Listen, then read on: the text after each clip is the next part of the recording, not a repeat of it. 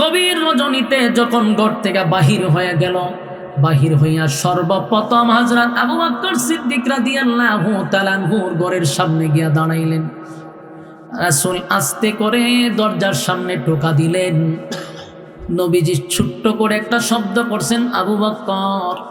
দরজায় নাড়া দিলেন। আবু বকর লাব্বাইক ইয়া রাসূলুল্লাহ বলে চিৎকার দিলেন, সুবহান। আল্লাহর নবী নিজে আশ্চর্য হয়ে গেল, এত গভীর রাতে আমি তেমন জোরে শব্দ করলাম না, এমন জোরে আমি করাঘাত করলাম না। আবু বকর কেমনে বুঝলো আমি রাসূল দরজার সামনে দাঁড়ায় আছি? আবু বকর জোরে ডাক দিলাম না, তোমারে আমি দরজায় অমন ভাবে আমি করাঘাত করলাম না, কেমনে জানলে আমি তোমার দরজার সামনে দাঁড়ায় আছি? আবু বকর কয়, হুজুর 2 মাস আগে আপনাকে আমাকে বলেছিলেন আপনি গভীর রাত্রে সফর করবেন, আর সেই সফরের সঙ্গী হব আমি আবু বকর। সেদিন থেকে আমি আজ পর্যন্ত বিছানায় পিঠ লাগাই নাই। নবীর সাহাবী, নবীর প্রতি কত মহব্বত, নবীর প্রতি কত ভালোবাসা রে। আমার নবী চিন্তা করলেন, আবু বকর তুমি এতদিন পর্যন্ত বিছানায় পিঠ লাগাও না? বলেন না। নবীর প্রতি তার কত মায়া। নবী গো, আমি যদি ঘুমায়া যাইতাম, গভীর রাত্রে এসে আপনি আমার ডাকতেন, দরজায় ধাক্কা দিতেন, আপনার কষ্ট হয়ে যেত। আর এই আওয়াজের কারণে যদি বেঈমানরা আপনার প্রতি নজর দিত, তামাম পৃথিবীর যত মানুষ আছে সব মানুষের চেয়েও আমি বেশি পাপী হয়ে যেতাম আল্লাহর আদালতে। আমার জন্য যদি আপনি মায়ের খাইতেন, আমার জন্য যদি বেঈমানদের হাতে ধরা পড়তেন, এই ভয়ে আমি সজাগ ছিলাম। নবী আবু বকরকে নিয়ে সফর শুরু করলেন। লম্বা ঘটনা, আমি জানি সেই পর্যন্ত ধৈর্য আপনাদেরও নাই। আমি মূল আলোচনায় যাচ্ছি। আবু বকরকে নিয়ে নবী চলে গেলেন। কোথায় ছিলেন এই লম্বা ঘটনা বলার দরকার নাই, সবাই জানেন।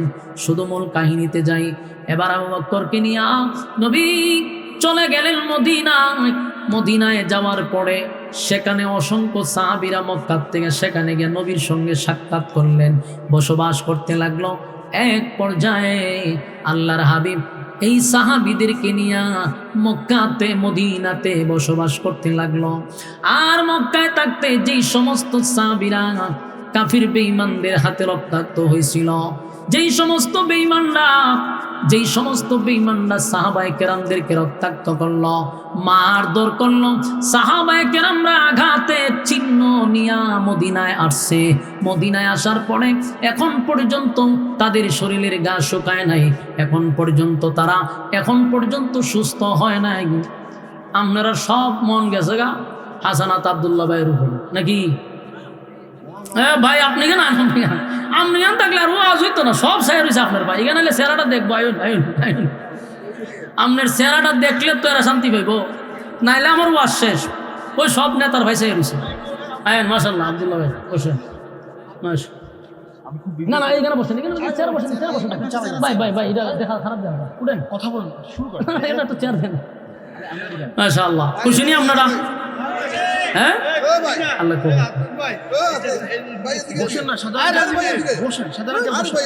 আচ্ছা আয়ান এইগুলোই করবো। উঠেন ওইটা জানা আপনার পাশে বসেন, আমার পাশে বসেন, বসেন আপনারা বসেন, উনি বসতেছে আপনারা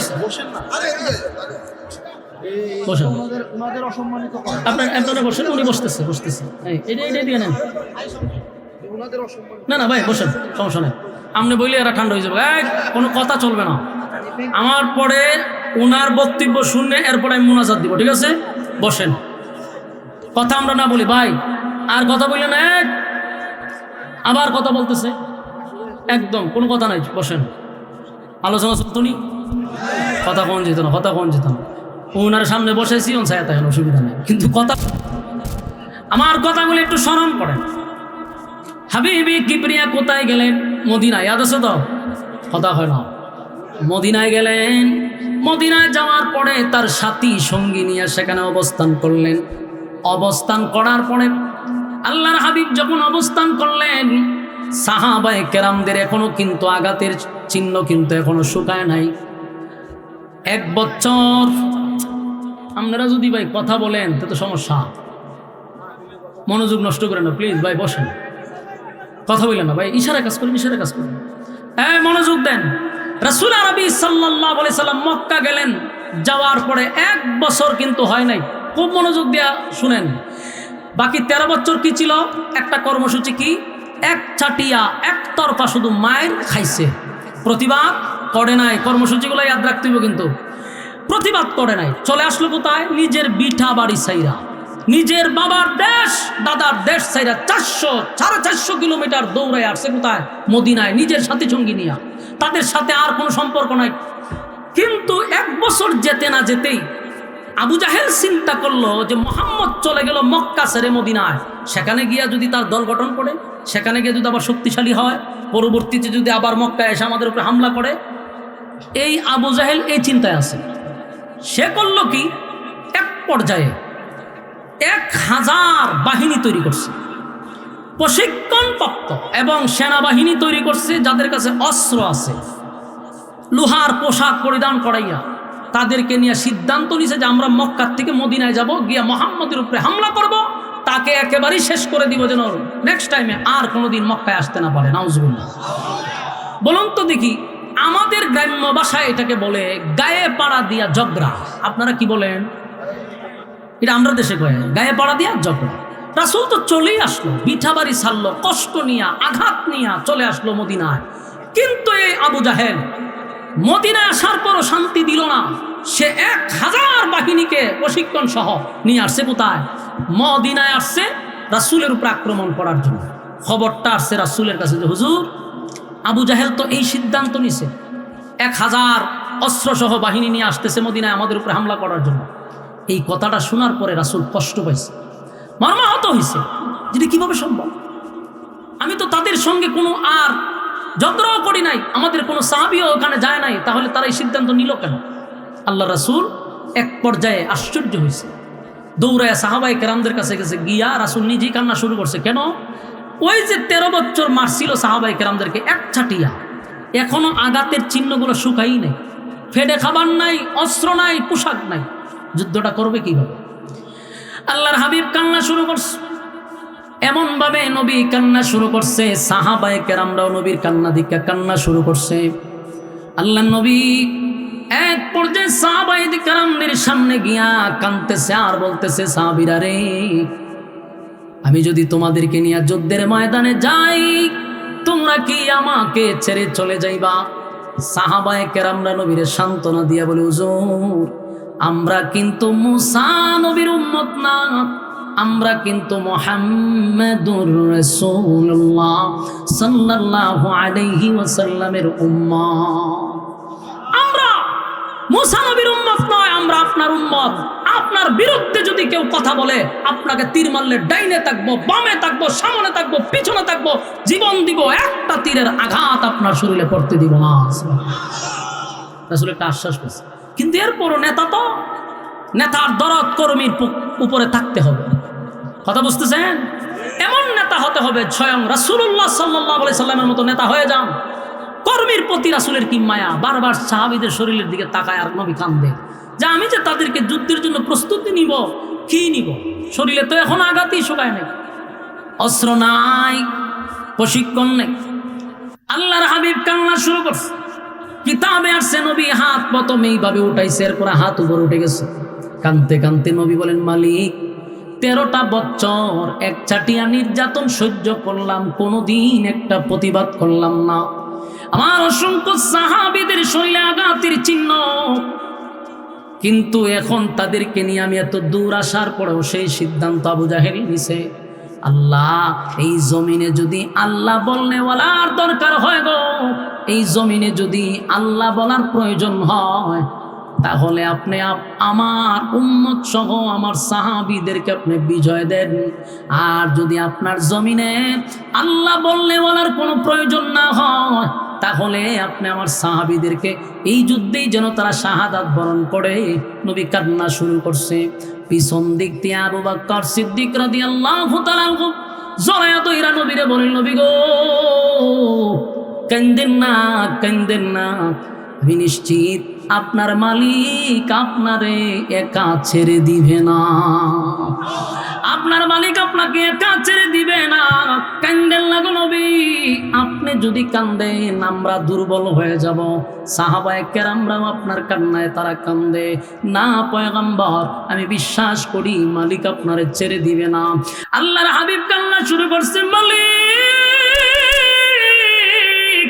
আমার অল্প সাহাবী লইয়া মদিনায় আসলাম, তাদের শরীরে এখনো আঘাতের চিহ্ন, কেমনে গো তাদেরকে আমি যুদ্ধের জন্য প্রস্তুতি নিব। আল্লাহর নবী কান্দে। আল্লাহ তখন জিব্রাইল পাঠায়া দিলেন, পাঠায়া বলেন, হুজুর 40 বছর যে আপনি নীরব ছিলেন, এটা কার ইশারায়? ব্যক্তিগত নীরব ছিলেন না, আল্লাহর ওয়ার্ডারে 40টা বছর আপনি নীরব ছিলেন। কথা বল না, কার ওয়ার্ডারে? এরপরে হলো 13 বছরের অধ্যায়। 13 বছর আপনি এক চাটিয়া মায়ের খাইছেন, একতরফা প্রতিবাদ করেন নাই, তো আমার অর্ডারে। আমি আপনাকে বলছি ও কোনো প্রতিবাদ করা যাবে না, প্রতিবাদ করেন নাই আমার অর্ডারে। মক্কা থেকে মদিনায় আপনি মন গড়া আসেন নাই, আমি আল্লাহ আপনাকে বলছি মদিনায় আসার জন্য মদিনায় আসছেন আমার অর্ডারে। কিন্তু এখন আবু জাহেল গায়ে পাড়া দিয়া ঝগড়া করতে চাই। আপনি এত দুর্বল হবেন না, যেহেতু প্রতিটা দাফে দাফে আমি আল্লাহর ওয়ার্ডারে আপনি কাজ করছেন। আজকেও মদিনায় আসছেন আমার ওয়ার্ডারে। আজকে আমি আল্লাহ আপনাকে অর্ডার দিলাম, গায়ে পাড়া দিয়া কেউ ঝগড়া করলে তারে ছেড়ে দেওয়া যাবে না। কথা কি বুঝতেছেন? কেউ যদি গায়ে পাড়া দিয়া ঝগড়া করে একেবারে ছেড়ে দেওয়া যাবে না। কথা বুঝতেছেন? আল্লাহ কয়, বন্ধু 40 বছর নীরব ছিলেন আমার ওয়ার্ডারে, 13 বছর মাইর খাইছেন আমার অর্ডারে, মক্কা ছেড়ে মদিনায় আসছেন আমার অর্ডারে। এবার আমি অর্ডার দিচ্ছি, সব সময় মাথার পাগড়ি মাথায় না, মাঝে মধ্যে মাথার পাগড়ি মাথায় বাঁধতে হবে। গায়ে পাড়া যদি দিয়া যদি কেউ ইসলামকে ধ্বংস করতে চায়, আপনি বসে থাকবেন না, যা কিছু আছে সব নিয়ে মাঠে নামেন, আমি আল্লাহ আপনাকে সাহায্য করব। সম্মানিত সুধী, সম্মানিত সুধী,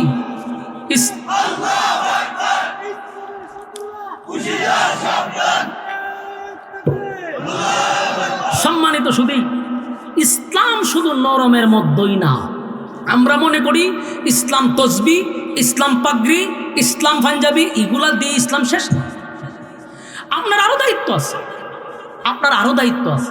রাসূল যে হাত দিয়া এতিম মানুষের মাথায় হাত বুলাই দিছে, রাসূল যে হাত দিয়া মানবতার কাজ করছে, ঠিক সেই হাত দিয়া 27টা যুদ্ধে অংশগ্রহণ করছে স্বয়ং রাসূলুল্লাহ নিজে।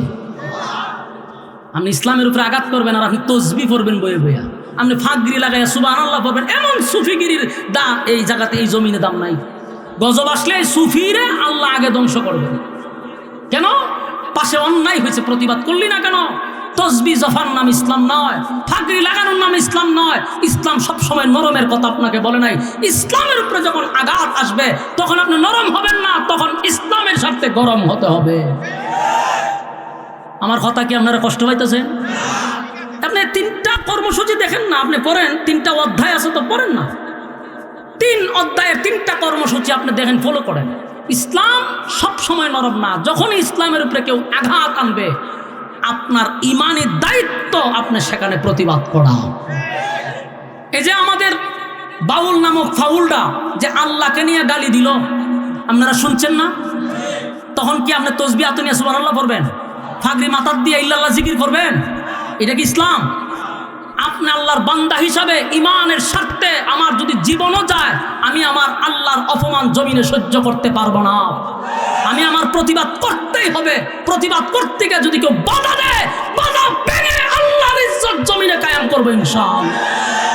আমি যতটুক আশ্চর্য হয়েছি বাউল নামক বাউলটা আল্লাহকে নিয়ে গালি দিছে, এর থেকে বেশি রক্তাক্ত হয়েছি বাউলদের পক্ষে বাংলাদেশের বড় বড় নেতারা তার পক্ষে সাফাই গেছে। আমি শুধু এতটুকু বলতে চাই, ভাই এটা তো ব্যক্তি না। আমারে গালি দিত আপনি বুঝতাম পক্ষে নিছেন, আমার বাপরে গালি দিত বুঝতাম পক্ষে নিছেন। এটা তো আল্লাহর শানে বেয়াদবি। আল্লাহর শানে যখন বেয়াদবি করছে, তখন আপনি কিভাবে এমন একটা লোকের পক্ষ নিলেন? 1% বাউলদের সংখ্যা বাংলাদেশে নাই, আপনি তার পক্ষে নিলেন। 96% মুসলমানের কলিজায় আপনি আঘাত করলেন। এখানে তোমার ইমানের প্রশ্ন। এটা ইমানের প্রশ্ন, এখানে মবের বিষয় না। আল্লাহকে নিয়ে গালি দিছে, আমি কেমনে শান্ত থাকবো বলেন? অশান্ত তো আপনারা করেন, আমরা শান্ত থাকতে চাই। আপনি আমার নবী নিয়ে কথা বলবেন, আল্লাহ নিয়ে কথা বলবেন, আবার আমরা যখন উত্তেজিত হই এটা মব, এটা মব। হ্যাঁ, আপনি আমার আল্লাহ নিয়ে গালি দিবেন, নবী নিয়ে কথা বলবেন, কোরআন ফুরবেন, আর আমি ইমানদার হিসেবে বলবে সুবহানাল্লাহ জপ, এটার নাম তো ইমান না।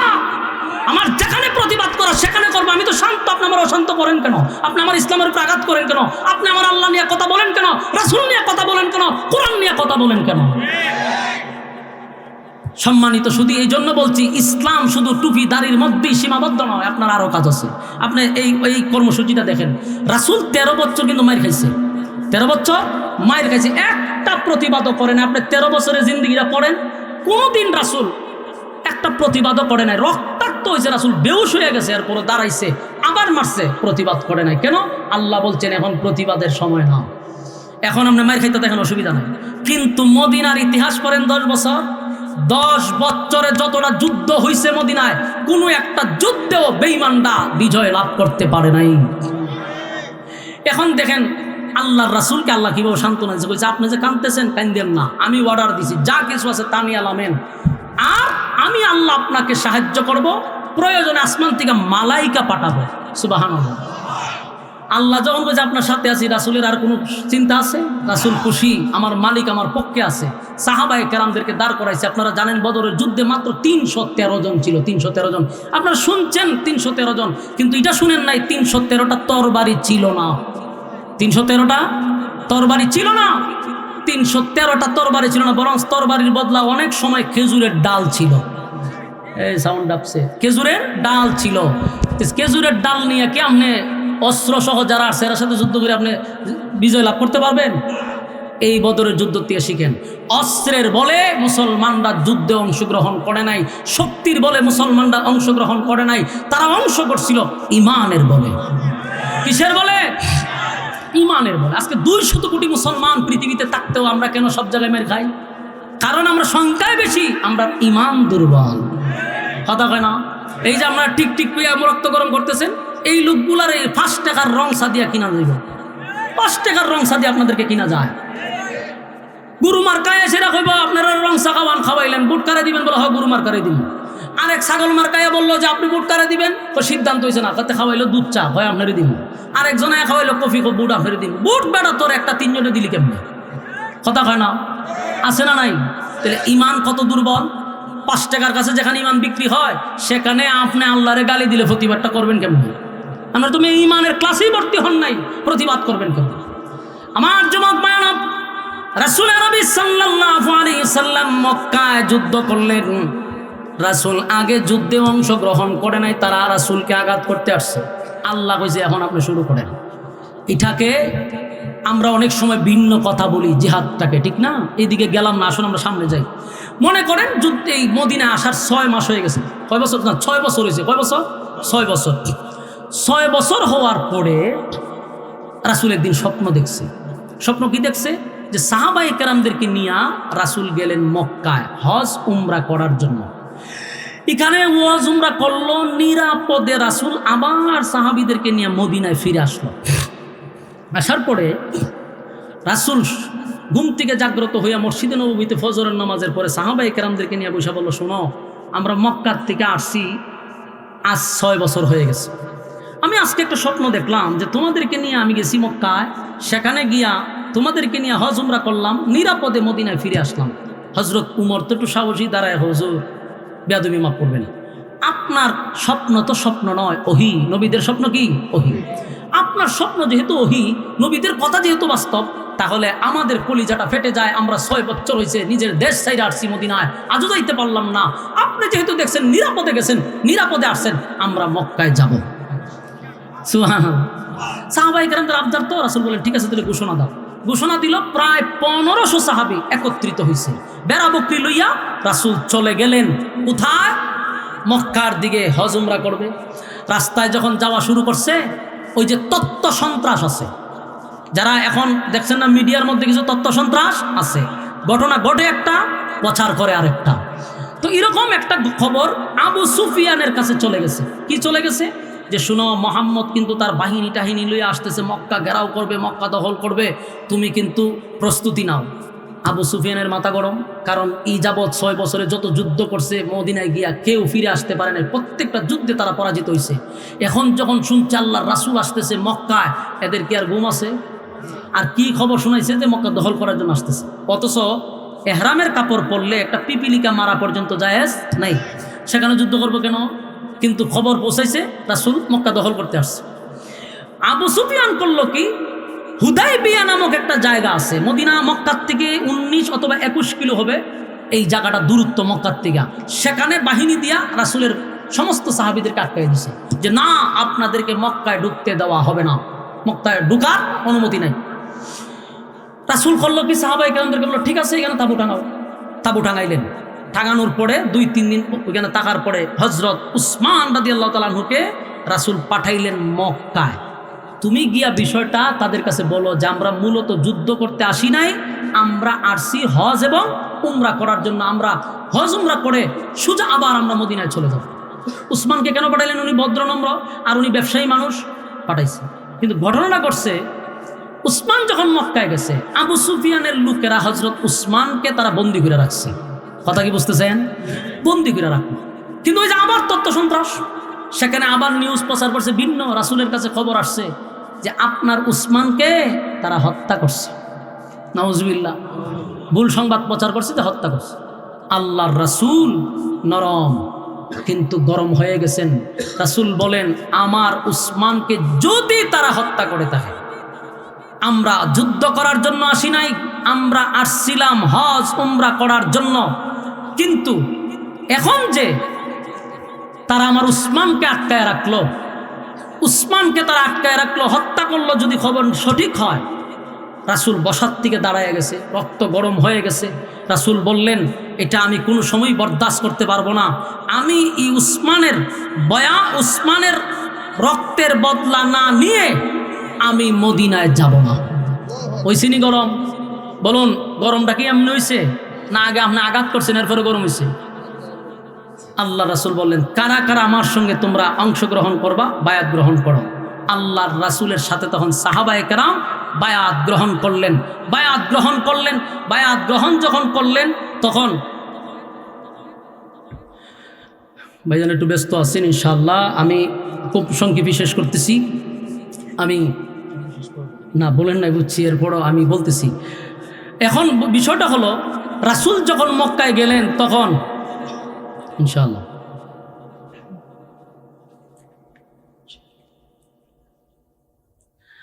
এখন রাসূল সাল্লাল্লাহু আলাইহি ওয়াসাল্লাম বললেন, কারা কারা অংশগ্রহণ করবা? এটা জানাই দেন, শেষ করতে বলি নাই। না না উনি বলে নাই, ঠিক আছে। অন্য একটা বিষয় আমি বুঝতেছি। আব্দুল্লাহ ভাইয়ের তো অনেক প্রশংসা আমরা করলাম না, আমি ওনারে মহব্বত করি শুধু এইটার কারণে না, ওনার মধ্যে একটা প্রতিভা আছে। একটু আগে বলি নাই, বাতিলের কাছে উনি মাথা নত করে না। এই জন্য সমস্ত যুবকরা ওনারে খুব মহব্বত করে। আমি ওনার নিয়ে অনেক লেখালেখি করছি, আমার কাছে খুব প্রিয় একটা মানুষ।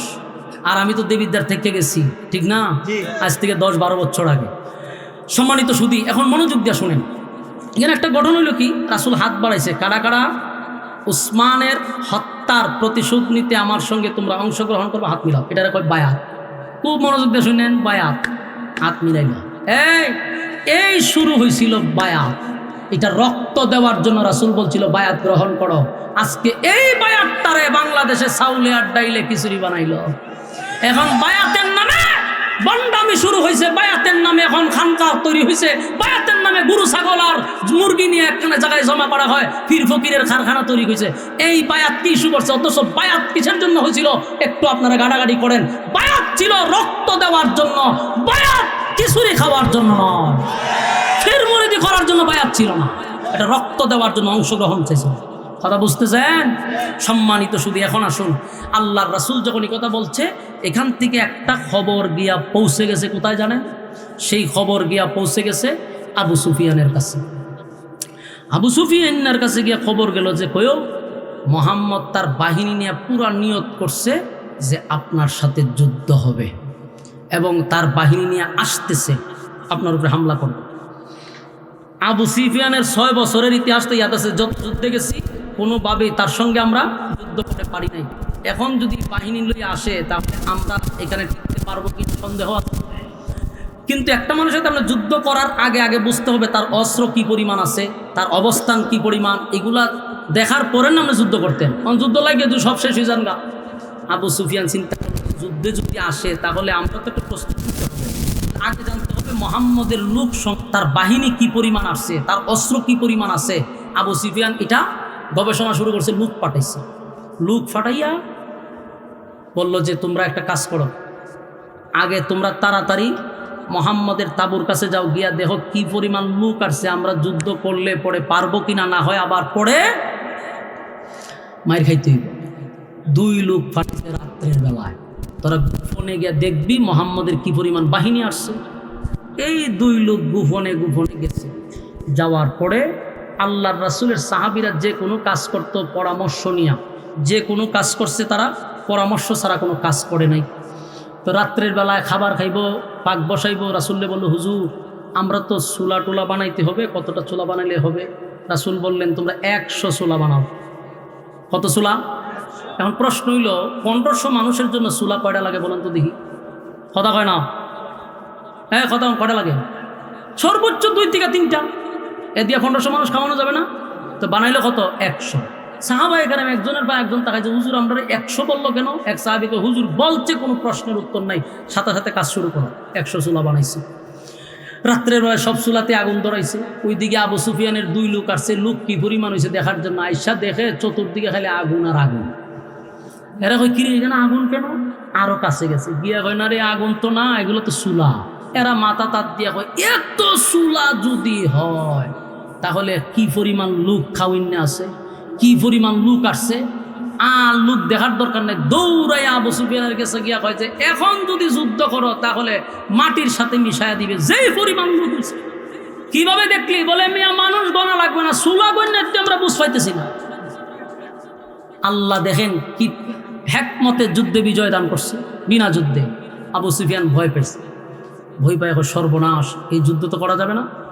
তারা করলো কি সাথে সাথে হযরত উসমানকে ছেড়ে দিছে। উসমানকে ছেড়ে দেওয়ার পরে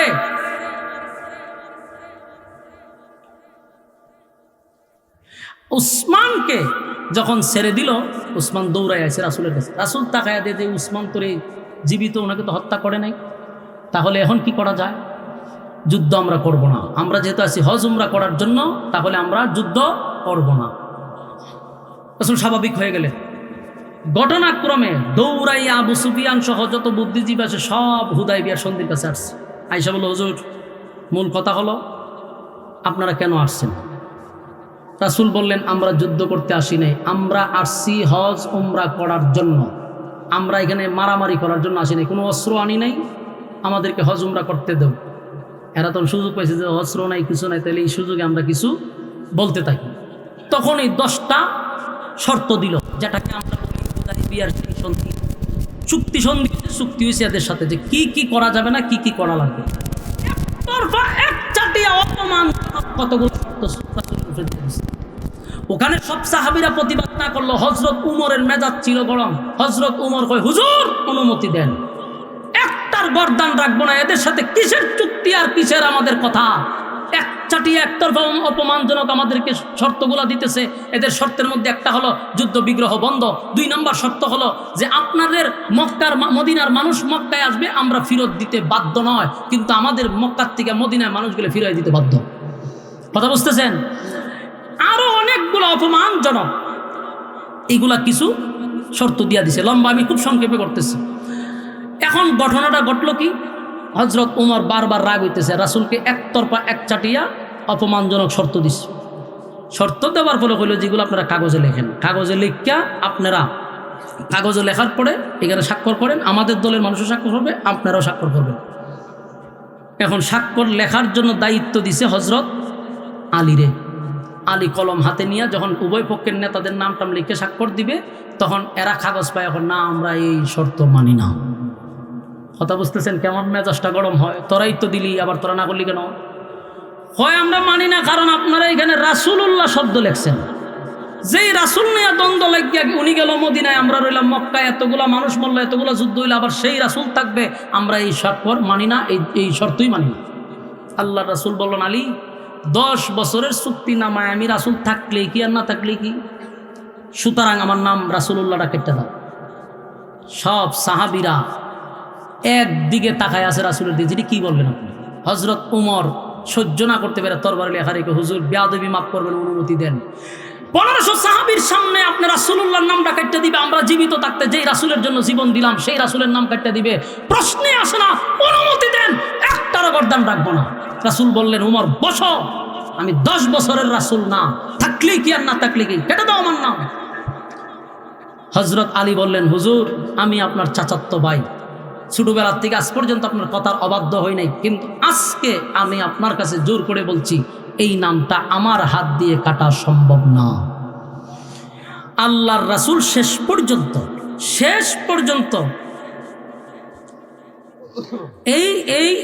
এই পর্যন্ত শেষ পর্যন্ত করলো কি?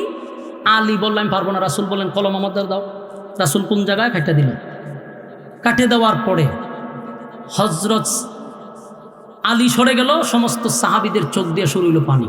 কানতে কানতে সাহাবায়ে কেরামরা অস্থির হয়ে গেছে, হায় আফসোস, আমাদেরকে সামনে পাশে রাখা, আমাদেরকে কাছে রাখা উনি কিভাবে পারল যে রাসূলটা কেটে দিত। এই বেঈমানরা আমার নবীর সামনে দাঁড়ায় আমার নবীর নামটা কাটলো, কেউ সহ্য করতে পারতেছে না, সবার ভিতরে রক্তক্ষরণ হচ্ছে। সব যখন চলে গেল, আল্লাহর রাসূলের সামনে দাঁড়ায় হযরত উমর বলল, হুজুর একটা কথা আমার বলতেই হবে, মাফ করে দিবেন। রাসূল বলেন, কি কথা? উমর একটা প্রশ্ন করছে ব্যতিক্রম, এই প্রশ্নটা একটু অন্য টাইপের করছে, যে আপনি না আমাদেরকে বলছেন স্বপ্ন দেখছেন, নবীদের স্বপ্ন তো সত্য, আপনি স্বপ্ন দেখছেন মদিনায় গেছে, মক্কায় গেছেন নিরাপদে, মদিনায় আসছেন নিরাপদে। তাহলে প্রশ্ন হইল, মদিনায় আসছেন গেছেন নিরাপদে, আমরা দিয়ে এখনো মক্কায় ঢুকতেই পারলাম না, আপনি স্বপ্ন দেখলেন কি আর বাস্তবে হইল কি?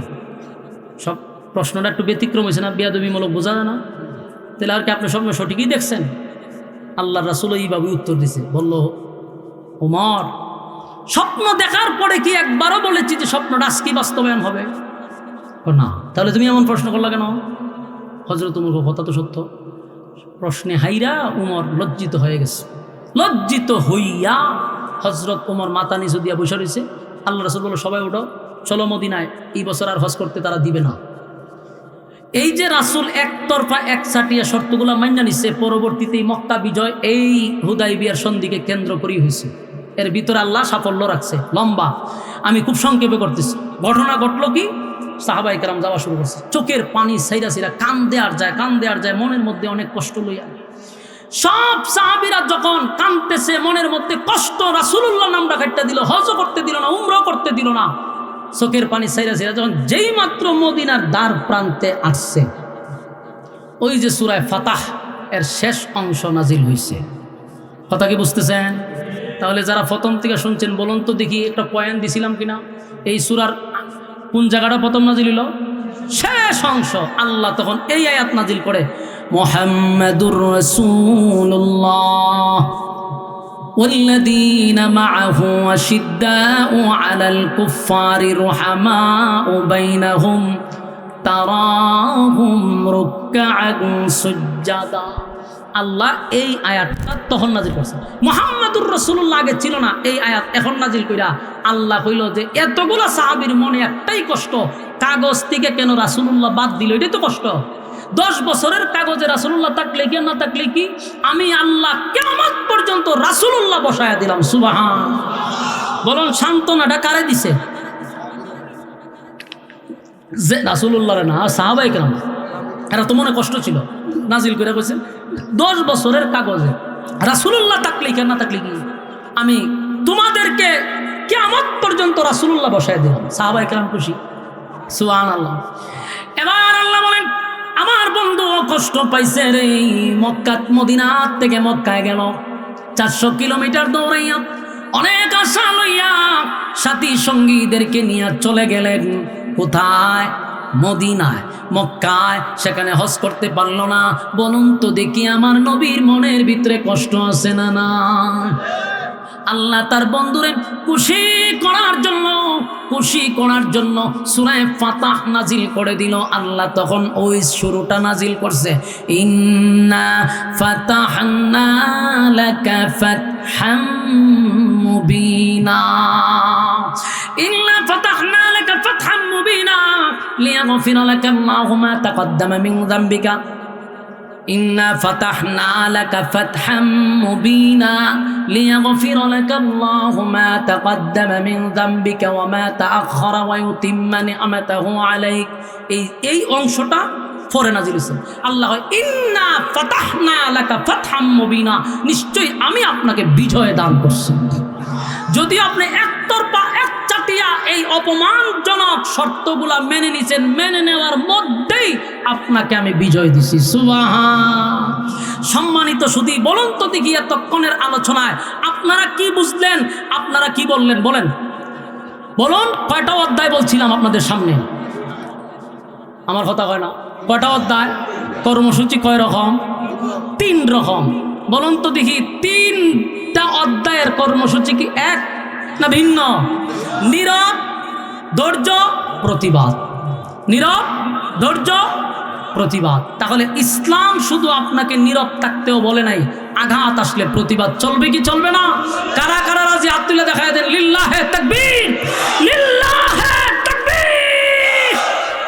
সম্মানিত সুধী, আমার একটা বিষয় হলো, আপনারা এখানে আসছেন দূর দূরান্ত থেকে, যেমন আমার ওয়াজ শুনতে আসছেন, তেমন আমার ভাই হাসানাত আব্দুল্লাহ ভাইয়ের চেহারাটা দেখার লেগে আসছেন, বক্তব্য শোনার জন্য আসছেন। আমি বলছি যে ভাই আসুক, ভাইয়ের বক্তব্যটা আমি শুনবো, শোনার পরে এরপরে দোয়া হবে ইনশাআল্লাহ। কথা হয় না? ইনশাআল্লাহ আমি উনার বক্তব্যটা আগে শুনবো, এরপরে আমি দোয়া করব। আমার ভাই এখন কথা বলবে ইনশাআল্লাহ, আপনারা একটু ধৈর্য নিয়ে বসেন। আগে আমরা ওনার কথাটা শুনবো। ভাইয়ের কথা বলুক, একটা মাইক দিন, ভাইয়ের কথা শুনুক। আমাদের হাসানাত ভাই আব্দুল্লাহ ইনশাআল্লাহ কথা বলবে, বসেন, একটু বলেন, একটু বক্তব্য দেন।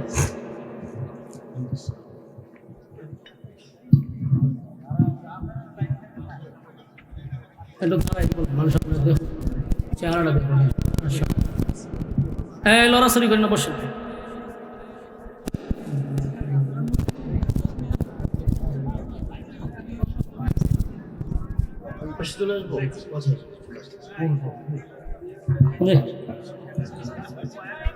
কথা না বলি, কথা না বলি, কথা না বলি, কথা না বলি।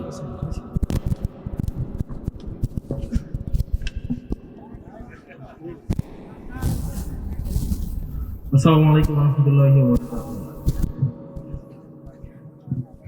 হুজুর এতক্ষণ যে আলোচনা করলেন সেটা থেকে আমাদের অনেক কিছু শেখার আছে।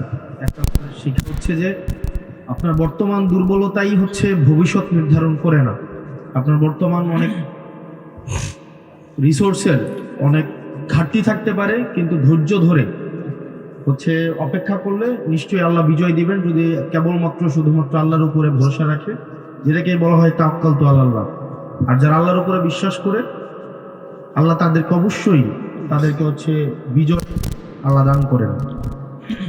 আজকে যে বিষয়টা, একটা বিষয় নিয়ে আমি কথা বলবো, কারণ দেবিদ্বারে কিছু বিষয় ইতিমধ্যেই ঘটছে।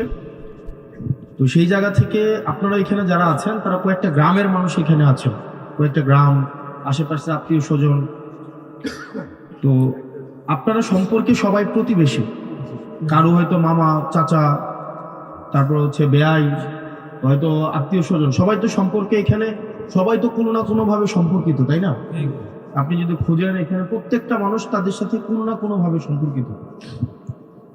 রাসূল সাল্লাল্লাহু আলাইহি ওয়াসাল্লাম বলেন যে প্রতিবেশীর হক হচ্ছে 6টা হক আছে একটা প্রতিবেশীর, আর একটা প্রতিবেশীর কাছে 6টা হক। প্রথম হক যেটা, সেটা হচ্ছে সালাম দেওয়া। যে দেখা হইলে সালাম দিতে হবে। সালাম দেওয়ার মধ্য দিয়ে, আচ্ছা আপনি যে অহংকারী না, আপনার মধ্যে যে অহংকার নাই, আপনি যে বিনয়ী, এটাই হচ্ছে প্রথম প্রকাশ পায়। রাসূল সাল্লাল্লাহু আলাইহি ওয়াসাল্লাম বাজারে যেতেন সালাম দেওয়ার জন্য, সালাম দিতেন, ছোট বড় নির্বিশেষে সালাম দিতেন, অপেক্ষা করতেন না যে আমাকে সালাম দিবে কি দিবে না সেটার জন্য। তো সালাম দেওয়া হচ্ছে প্রথম, এটা হচ্ছে আমাদের একটা দায়িত্ব, হক, এটা হচ্ছে হক। 2 নম্বর যেই প্রতিবেশীর হক, সেটা হচ্ছে যে আমাদের একজন আরেকজনকে, যে দেখা যায় যেটা হয় যে সুপরামর্শ দেওয়া, আমাদের সুপরামর্শ দেওয়া। তারপরে যে হক, সেটা হচ্ছে যে অসুস্থ হইলে তাকে দেখতে যাওয়া। অসুস্থ হইলে দেখতে যাওয়া। পরবর্তীতে যে হকটা সেটা হচ্ছে যে দাওয়াত দিলে সেটাকে গ্রহণ করা। আমাদের মধ্যে তো আছে যে এখানে ভাইয়ে ভাইয়ে জমি নিয়ে দ্বন্দ্ব, মুখ দেখা দেখি, দেয়াল 6 ফুট দেয়াল দিলেই হয়, এটাকে দেখা যায় 12 ফুট দেয়, যেন তার সাথে আর কোনোদিন দেখাই না হয়, এরকম আছে না? তাহলে আমরা একটু দেখি, আমরা একটু আবার পুনরাবৃত্তি করি, মনে আছে কিনা দেখি। 1 নম্বর হচ্ছে কি সালাম দেওয়া। তো সালাম দেওয়ার ক্ষেত্রে কি আমাদের ওই যে ধনী গরিব, বংশহীন বংশওয়ালা, তারপর হচ্ছে বয়স কম বয়স বেশি, এই বিষয়গুলো বিবেচনা করবো আমরা? সালামের জন্য অপেক্ষা করবো নাকি আমরা নিজেই সালামটা দিব? নিজেই সালামটা দিয়ে আমরা সম্পর্কটাকে বিনয়ী এবং হচ্ছে আমরা একটা খুব আমরা যে বিনয়ী এই জিনিসটা হচ্ছে প্রকাশ করা। আপনার সাথে অনেক বিষয় দ্বিমত থাকতে পারে, কিন্তু সালাম দিবেন। 2 নম্বর যেই বিষয়টা যেটা হক প্রতিবেশীর, সেটা হচ্ছে যে আমাদের দাওয়াত গ্রহণ করা এবং দাওয়াত দেওয়া। একজন একজনকে কিছু একটা রান্না হইলে দাওয়াত দেন, সমস্যা নাই, দাওয়াত দেন, একজন একজনের খাওয়ান। বাজারে গেছেন, একসাথে দেখা হয়েছে, বগলের নিচ দিয়ে ধরে নিয়ে আসেন বাসায়, মুড়ি থাকলে মুড়ি খাইতে দেন, সমস্যা নেই। 3 নম্বর বিষয় হচ্ছে অসুস্থ হইলে খোঁজখবর নেওয়া। আপনার ধরুন অসুস্থ হয়েছে, আপনি অসুস্থ হইলে খোঁজখবর নেওয়া, এটা একটা দায়িত্ব, দেখতে যাওয়া। আর যতক্ষণ পর্যন্ত অসুস্থ একটা মানুষকে আপনি দেখতে যাবেন, যতক্ষণ পর্যন্ত আপনি দেখতে যাবেন, যতক্ষণ পর্যন্ত অসুস্থ মানুষটার পাশে থাকবেন, ততক্ষণ পর্যন্ত হচ্ছে আপনার প্রতি দোয়া বর্ষিত হইতে থাকে। এই কারণে অসুস্থ মানুষকে দেখতে যাওয়াটা এটা গুরুত্বপূর্ণ একটা বিষয়। তো প্রতিবেশীর ক্ষেত্রে এটা আরো বড় হক। তারপর হচ্ছে সুপরামর্শ দেওয়া, সৎ পরামর্শ দেওয়া। আমরা বরং প্রতিবেশীর কাছে একটু যদি মানে আসলে প্রয়োজনে বিপদে পড়ে আসলে আরেকটু বিপদে ফালাই দেই, এরকম হয় না? এটা করা যাবে না। আমাদের প্রতিহিংসা না করে আমাদের সৎ পরামর্শ দিতে হবে। তারপরে যেটা করতে হবে সেটা হচ্ছে যে আমাদের জানাজায় অংশগ্রহণ করা। মারা গেলে আমরা যখন খবরটা আসবে, অংশগ্রহণ করা, না পারলে দোয়া করা। নিতান্তই যদি আমরা না পারি ওই লোকটার জন্য দোয়া করা। সেই কথাগুলো কেন বললাম, মানে এগুলা তো একদম আমাদের ছোটবেলায় আমাদেরকে শিখানো হয়েছে, আমাদের মা বাবা শিখাইছে আমাদেরকে। তো এগুলো এখন এই জায়গায় এসে কেন বললাম? এই জায়গায় এই কারণে বলা যে এখানে আপনারা যারা যারা আছেন, আমাদের সবার কি একই কালার ড্রেস? আমরা কি এক ধরনের পোশাক পরছি? কেউ পাঞ্জাবি পরছে, আমি জ্যাকেট পরছি, কেউ হচ্ছে গেঞ্জি পরছে, কেউ চাদর গায়ে দিছে। চাদরের কালার কি সবার এক? চুলের কাটিং কি সবার সেম? আমাদের কি চেহারা সবার এক? আমার একটু কালা দেখতে, আমারে এত সুন্দর দেখা যায় না। আমাদের মতো আমার চাচা আছে, শাহজাহান কাকা আছে, আমরা একই রকম দেখতে। আবার কেউ আছে অনেক সুন্দর, আছে না? সবাইকে আল্লাহ একভাবে বানাইছে? আমরা কিন্তু সবাই একভাবে বানাই না। আমরা কি সবাই এক খাবার খাইতে পছন্দ করি? সবাই কিন্তু আমরা এক খাবার পছন্দ করি না। গরুর মাংস একই খাবার, কেউ পছন্দ করে, আবার কেউ ধরেও না, তাই না? আবার হচ্ছে ধরেন এখানে সবার চুলের কাটিং কি সেম? তার মানে আমরা সবাই এক না। আমাদের সবার মধ্যে ভিন্নতা থাকবে, আমাদের সবার মধ্যে পছন্দের ভিন্নতা থাকবে। যদি থাকে তার মানে কি আমাদের সবার মধ্যে রাজনৈতিক দলের ভিন্নতা থাকা কি কোনো অস্বাভাবিক কিছু? এটা কি কোনো অস্বাভাবিক কিছু? আপনি একটা রাজনৈতিক দলে বিশ্বাস করতে পারেন, আমি একটা রাজনৈতিক দলে বিশ্বাস করতে পারি, পারে কিনা? এটা কি কোনো অস্বাভাবিক কিছু? এই রাজনৈতিক ভিন্নতা থাকলেও আমাদের প্রতিবেশীর হকটা আমাকে পালন করতে হবে। বোঝা গেছে? আমি এই কারণে আপনার কাছে এই বিষয়টা বললাম। ধরেন আপনি একটা রাজনৈতিক দলে বিশ্বাস করেন, আমি একটা করি, কিন্তু এটা যেন আমাদের প্রতিবেশী সম্পর্কের মধ্যে কখনোই বাধা হয়ে না দাঁড়ায়। এটা নিয়ে কখনো ঝগড়াঝাটি করা যাবে না। আমি আপনাদেরকে, আপনারা আমাদের গ্রামের মানুষ, আপনারা আমার উপজেলার মানুষ, আমার এলাকার মানুষ, আমি আপনাদেরকে সতর্ক করে দিতে আসছি। অর্থাৎ এই যে সামনে যত যাবে দেখা যাবে আপনাদেরকে উস্কানি দিতে পারে, আপনাদেরকে বিভিন্নভাবে ঝগড়া লাগাইতে পারে। ধরেন নেতারা কিন্তু ঢাকায় গিয়ে ভালো সম্পর্ক থাকবে, আত্মীয়তা করবে, বিয়ে শাদিতে যাবে, ওই বিয়েতে কর্মীরা দাওয়াতও পায় না।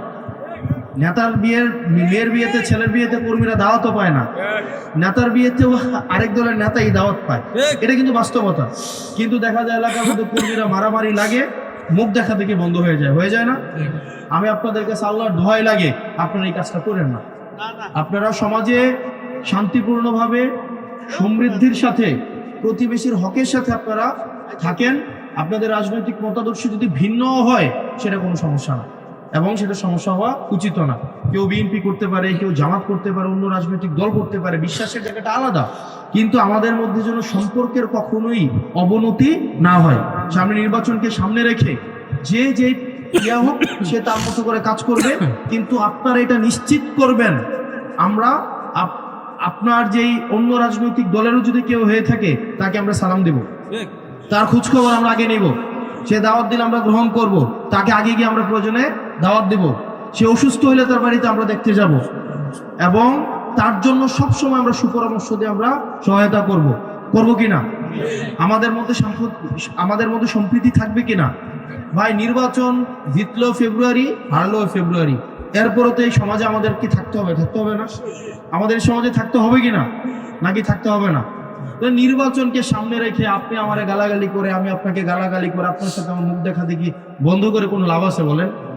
আমরা নির্বাচনের পরেও যেন সবাই একসাথে আমরা থাকতে পারি, নাকি নির্বাচনের পরে আমরা যারা 500 ভোটও পাবো না আমাদেরকে উপজেলা থেকে বের করে দিবে? এরকম কি কোনো আছে? রাসূল সাল্লাল্লাহু আলাইহি ওয়াসাল্লাম মাত্র 313 জন নিয়ে কি শুধু ট্যাকটিক্স, হিকমত উনি ইতিমধ্যে বর্ণনা করেছেন। হিকমত এবং ধৈর্য রাসূল কোরআনে আছে না সূরা বাকারার মধ্যে, যে আল্লাহ আপনাকে পরীক্ষা করবে। কি দিয়ে পরীক্ষা করবে? আল্লাহ পরীক্ষা করবে সন্তানের ক্ষতি দিয়ে পরীক্ষা করবে, ফসলের ক্ষতি দিয়ে আল্লাহ আপনাকে পরীক্ষা করবে, আপনাকে এই রিজিকের সংকীর্ণতা দিয়ে আপনাকে পরীক্ষা করবে। কিন্তু এই পরীক্ষার জয়ী হওয়ার আল্লাহ সমাধানও দিয়ে দিছে। পরের আয়াতে সমাধান দিছে কি? এই পরীক্ষায় জয়ী হওয়ার জন্য দুইটা সমাধান আছে, একটা হচ্ছে ধৈর্য আর একটা হচ্ছে কি সালাত। ধৈর্য এবং সালাতের মধ্যে দিয়ে আপনি জয়ী হইতে পারবেন। আপাত দৃষ্টিতে আপনার যদি মনেও হয় আপনার পরাজয় ঘটেছে, কিন্তু সুদূর প্রসারী কল্যাণ রয়েছে, যেটা হচ্ছে কি হুদায়বিয়া সন্ধির মধ্যে এটা আছে। হুদায়বিয়া সন্ধির মধ্যে মনে হয়েছে কি যে মুসলমানরা পরাজয় হয়েছে, মুসলমানরা পরাজয়, এটা হচ্ছে 628 খ্রিস্টাব্দে হচ্ছে হুদায়বিয়ার সন্ধিটা হয়, তাই না? আমি যদি ভুল না করে থাকি 628-এ মনে হয় হুদায়বিয়ার সন্ধিটা হয়। আপাত দৃষ্টিতে মনে হয়েছে যে হুদায়বিয়ার সন্ধিতে মুসলমানদের পরাজয় ঘটেছে, কিন্তু সামগ্রিকভাবে এই হুদায়বিয়ার সন্ধির মধ্য দিয়েই মুসলমানদের যে সারা বিশ্বব্যাপী যে জয়রথ শুরু হয়েছে, এই হুদায়বিয়ার সন্ধির মধ্যেই সেটার সূচনা হয়েছে। তো যাই হোক, আমাদের দিন শেষে আমাদের সমাজে আমরা একসাথে থাকতে হবে। আমরা কখনোই প্রতিহিংসা ছড়াবো না, আমরা কখনোই কোনো হিংসা ছড়াবো না, আমরা কখনোই আরেকজনের প্রতি আমরা যেন ভীতিকর কোনো পরিস্থিতি তৈরি না হয়, আমরা সেই জিনিসটা আমরা নিশ্চিত করবো। আমরা প্রয়োজনে ছোট হব, আমরা প্রয়োজনে কেউ যদি আমাদেরকে কোনো কিছু, যে কেউ হইতে পারে, আমাদেরকে ভয় দেখায়, প্রয়োজনে আমরা বিনয়ী হব। আমাদের সবচেয়ে বড় অস্ত্রটা হবে আমাদের বিনয়, আমাদের সবচেয়ে বড় অস্ত্র হবে আমাদের বিনয়। খালিদ বিন ওয়ালিদ মুসলমানদের বিরুদ্ধে যুদ্ধ করে নাই? করছে কিনা? আপনারা কি জানেন মুসলমানদের বিরুদ্ধে যুদ্ধ করছে, বদরের যুদ্ধ করছে, উহুদের সময় খালিদ বিন ওয়ালিদের একক নেতৃত্বে মুসলমানদের মোটামুটি হারাই দিছে না? উহুদের যুদ্ধে তো হারছে, মুসলমান তো হারছে এটাতে। খালিদ বিন ওয়ালিদ কাফিরদের পক্ষ হয়ে মুসলমানদেরকে ওখানে হারাইছে, কিন্তু এর পরের যুদ্ধে আবার খালিদ বিন ওয়ালিদরা মুসলমানদের পক্ষে আবার আসে নাই? আসছে কিনা? এবং খালিদ বিন ওয়ালিদ একদম স্পেন পর্যন্ত হচ্ছে মুসলমানদের আমাদের পক্ষ হয়ে উনি স্পেন পর্যন্ত ওনার জয়রথ নিয়ে গিয়েছে। সেজন্য মনে রাখবেন, সোসাইটিতে কেউ আপনার পার্মানেন্ট শত্রু না, সমাজে কেউ আপনার পার্মানেন্ট শত্রু না। সবার প্রতি আন্তরিকতার সম্পর্ক রাখবেন, যাতে করে দিন শেষে যেই মতের বিশ্বাসী আমরা হই না কেন, যাতে করে আমরা যেন ঐক্যবদ্ধভাবে আমার জানাজায় আপনি অংশগ্রহণ করে যেন দিল খোলাভাবে আপনি আমার জন্য দোয়া করতে পারেন। আমাদের সম্পর্কটা তেমন ভাবে হওয়া উচিত নাকি অন্যভাবে হওয়া উচিত কিনা বলেন? আল্লাহ যেন আমাদের সবাইকে কল্যাণ দেয়, আল্লাহ যেন সবাইকে আমাদের হেদায়েতের পথে রাখে, হালালের পথে রাখে, সত্যের পথে রাখে, ইমানের পথে রাখে, বিনয়ের পথে রাখে। নিরহংকার যেন আল্লাহ আমাদেরকে বানায়, কারণ নিরহংকার হচ্ছে একজন মুমিনের আব্রু, এটা মুমিনের হচ্ছে পোশাক, এটা মুমিনের হচ্ছে কি চাদর। আল্লাহ যেন আমাদেরকে নিরহংকারী বানায়, আল্লাহ যেন আমাদেরকে কখনোই মনের মধ্যে অহংকারের দূরতম কোনো সম্পর্ক যেন না রাখে। আমরা সবাই সবার জন্য দোয়া করব। নিজের জন্য দোয়া কবুলের আরেকটা শর্তই হচ্ছে কি আরেকজনের জন্য দোয়া করা। আমরা দোয়ার ক্ষেত্রে কোনো সময় আমরা কার্পণ্যতা দেখাবো না। আরেকজনের জন্য দোয়া করলে সেই দোয়াটা নিজের জন্যই কবুল হয়। আল্লাহ আমাদের সবাইকে সামগ্রিকভাবে কল্যাণ দান করুক। আমাদের আরেকটা বিষয় হচ্ছে, যারা মাইনরিটি আছে আমাদের সোসাইটির আশেপাশে, সংখ্যালঘু, হিন্দু, তারপর হচ্ছে বৌদ্ধ, খ্রিস্টান যারা আছে, তাদের হকটা যেন আমরা হচ্ছে যথাযথভাবে পালন করতে পারি। এটা আমাদের দায়িত্ব, এটা মাথায় রাখতে হবে। এটা কিন্তু দায়িত্বটা আমাদের, নিরাপত্তার দায়িত্ব এটা আমাদের। তারা যেন আমাদের সাথে সেফ ফিল করে, এই জিনিসটা আপনারা করবেন। আমার জন্য দোয়া করবেন, আল্লাহ যেটাতে কল্যাণ আছে আল্লাহ যেন সেটাই আপনাকে দেয়, মানে অন্য কোনো দোয়া না, আল্লাহ যেটাতে কল্যাণ আছে সেটাই যেন আল্লাহ আমাদেরকে দেয়। সবাইকে ভালো রাখুক। আসসালামু আলাইকুম ওয়া রাহমাতুল্লাহি ওয়া বারাকাতুহু। দোয়া করে যাবেন, বসে। اللهم صل على محمد وعلى آل محمد صليت على إبراهيم إنك حميد مجيد এই দোয়া শেষ বসেন, আল্লাহুম্মা আমিন। ربنا ظلمنا أنفسنا وإن لم تغفر لنا وترحمنا لنكونن من الخاسرين রব্বুল আলামিন। আল্লাহ, গভীর রাত হয়ে গেছে, নজুলে রহমতের দ্বার প্রান্তে চলে আসছি। রব্বুল আলামিন আল্লাহ, আপনার কুদরতি নজর দিয়া তাকান। সাদা সাদা দাড়িওয়ালা মুরব্বীরা হাত বাড়াইছে, হাজী সাহেবরা হাত বাড়াইছে, ছোট ছোট মাসুম বাচ্চারা বাড়াইছে। আল্লাহ, বিশেষ করে জাতির শ্রেষ্ঠ সন্তান হযরত ইকরাম হাত বাড়াইছে। পর্দার আড়ালে আমার মা বোনেরা হাত বাড়াইছে। মুসাফির হতে আপনার দরবারে আপনাদের বান্দাদের সঙ্গে হাত বাড়াইলাম। মেহেরবানি করে আমাদের জীবনের সগীরা কবিরা ইচ্ছা অনিচ্ছা দেখাইয়া না দেখাইয়া অঙ্গ পতঙ্গর দ্বারা যত গুনাহ করছি মেহেরবানি করে জিন্দেগির গুনার উপরে লজ্জিত মাফ করে দেন। বাকি জিন্দেগি ইহদিনাস সিরাতাল মুস্তাকিম, সঠিক সরল রাস্তার উপরে চলার তৌফিক দেন। যেমনে চললে আপনি খুশি ওইভাবে চলার তৌফিক দেন। চলার পথে শয়তানের ওয়াসওয়াসা থেকে হেফাজত করেন। আল্লাহ, মানুষ শয়তান থেকে আমাদেরকে হেফাজত করেন। আল্লাহ, জিন শয়তান থেকে হেফাজত করেন। রব্বুল আলামিন, আমরা যারা হাত বাড়াইলাম এই মজলিসে আজকে আরামের ঘুম হারাম করে নরমাল বিছানাতে বসে কোরআনের কথা যারা শুনছিল, আল্লাহ বড় আশা লইয়া মাহফিলে আসছে, খালি হাতে ফিরাইয়া দিয়েন না। জিন্দগির গুনাহ মাফ করে নিষ্পাপ বানাইয়া বাড়ির দিকে পৌঁছায়া দেন। আল্লাহ, এই মজলিসে অনেকেরই মা নাই, বাবা নাই, দাদা নাই, দাদি নাই, নানা নাই, নানি নাই, শ্বশুর নাই, আত্মীয় স্বজন কবরে চলে গেছে। আল্লাহ, তাদের কবরের আযাব আপনি মাফ করে দেন। রব্বুল আলামিন, আদম থেকে নিয়ে আজকে পর্যন্ত যত মুসলমান নরনারী কবরে শায়িত প্রত্যেকের রূহে আজকের সওয়াবের হাদিয়া পৌঁছায়া দেন। আমাদের পক্ষ থেকে লাখো কোটি দুরুদ এবং সালাম সোনার মদিনায় পৌঁছায়া দেন। আমাদের আব্বা আম্মা যারা বেঁচে আছে হায়াতে আমলে বরকত দেন। আল্লাহ, আপনার দরবারে দরখাস্ত হলো, মালিক, গোটা পৃথিবীতে আজকে মুসলমান লাঞ্ছিত অপমানিত, মেহেরবানি করে আমাদের মুসলমান মা বোনদেরকে হেফাজত করেন। ফিলিস্তিনের মা বোনদেরকে হেফাজত করেন। গাজাবাসীকে হেফাজত করেন। আল্লাহ, কাশ্মীরের মুসলমানদেরকে হেফাজত করেন। আল্লাহ, উইগুরের মুসলমানদেরকে হেফাজত করেন। আল্লাহ, সুদানের মুসলমানদেরকে হেফাজত করেন। বাংলাদেশটাকে ষড়যন্ত্রের হাত থেকে হেফাজত করেন। আল্লাহ, আমরা চাই মালিক আপনার গোলাম হয়ে থাকতে। মেহেরবানি করে বাকি জিন্দগিটা অহংকার মুক্ত জিন্দগি দান করেন, ইজ্জতের জিন্দগি দান করেন। আল্লাহ, ইজ্জতের জিন্দগি দান করেন। বেজ্জতি জীবন থেকে আমাদেরকে আপনি হেফাজত করেন। শেষ দরখাস্ত, আল্লাহ, যারা এই মাহফিলটা টাকা দিয়া, পয়সা দিয়া, বুদ্ধি দিয়া, শ্রম দিয়া, আল্লাহ যে যেমনে পারছে মাহফিলটার আয়োজন করছে, প্রত্যেকের খামাই রোজগারে বরকত বাড়ায়া দেন।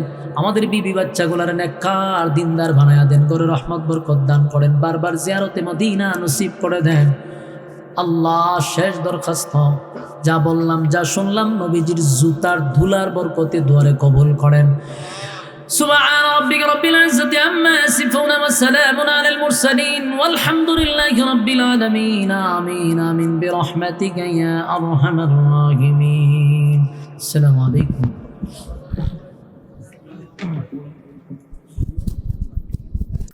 আসসালামু আলাইকুম ওয়া রাহমাতুল্লাহি ওয়া বারাকাতুহু। বন্ধ করেন, শিশু নয়েজটা যাতে না আসে, একটু ঘুমঘুমি দরকার নেই। আর কমান। আলহামদুলিল্লাহ আলহামদুলিল্লাহিল আকরামিল্লাযী খালাকাল ইনসানা ওয়া কাররাম ওয়া আল্লামাহু মিনাল বায়ানি মা লাম ইয়ালাম فسبحان الذي لا يحصى हल्के कुरान साजदा नाटन امتنانه باللسان ولا بالقلم ونشهد أن لا إله إلا الله وحده لا شريك له وأشهد أن سيدنا وسندنا وحبيبنا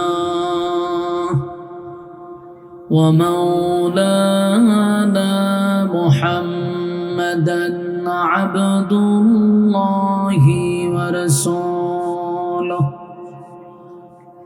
أرسله بالحق بشيرا ونذيرا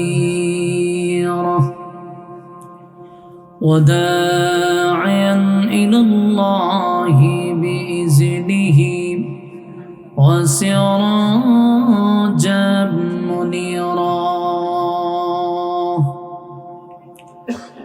أما بعد فأعوذ بالله من الشيطان الرجيم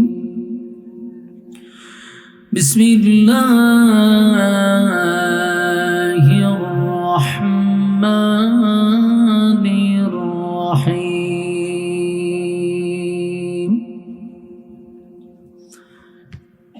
إنا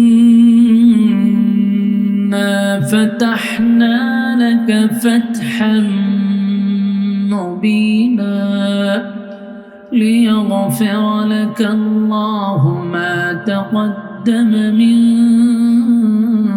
ذنبك وما تأخر ويتم نعمته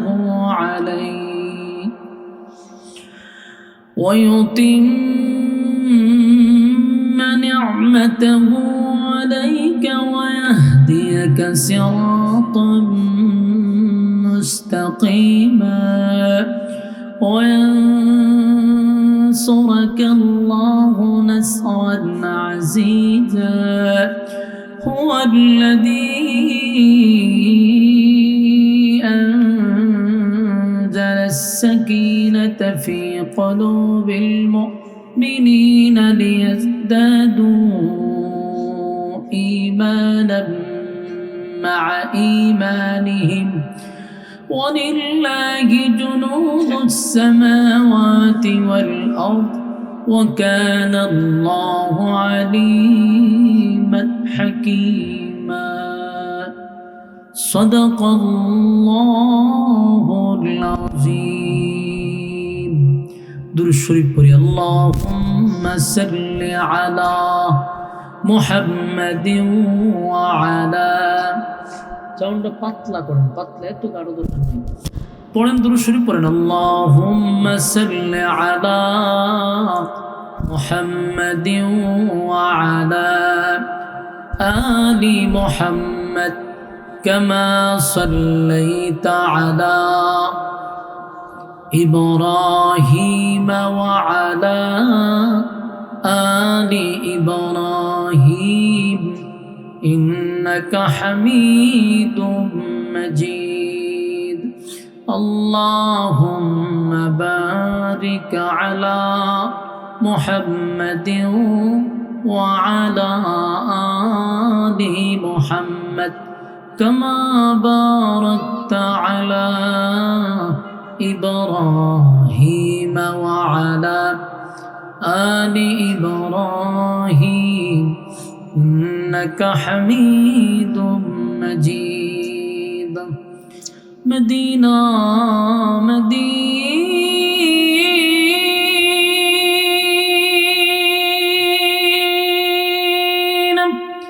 مدينة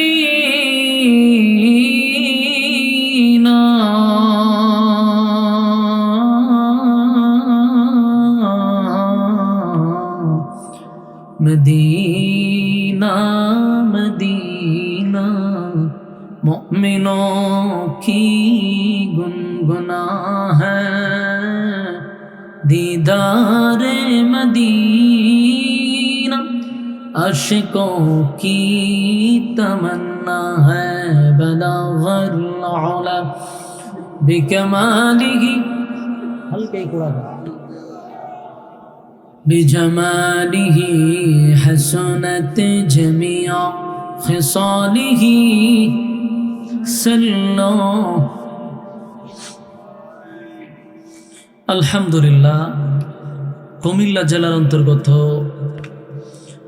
দেবিদ্বার থানার গোপালনগর পশ্চিমপাড়া বাইতুল নূর জামের মসজিদের উদ্যোগে আয়োজিত আজকের এই তাফসীরুল কোরআন মাহফিলের সম্মানিত সভাপতি জনাব হাজী মোহাম্মদ হুসেন সরকার সাহেব, জনাব মোহাম্মদ আবুল কাশেম সরকার সাহেব, প্রধান অতিথি জনাব মোহাম্মদ হানিফ সরকার, প্রধান মেহমান জনাব শাহজাহান সরকার, জনাব কাজী মোহাম্মদ আলাল মিয়া সাহেব সহ আজকের যিনি আপনাদের মধ্যে আসবেন, বক্তব্য রাখবেন, আমাদের তরুণদের মধ্যে যিনি বর্তমানে রাজনীতির মাঠে আছেন,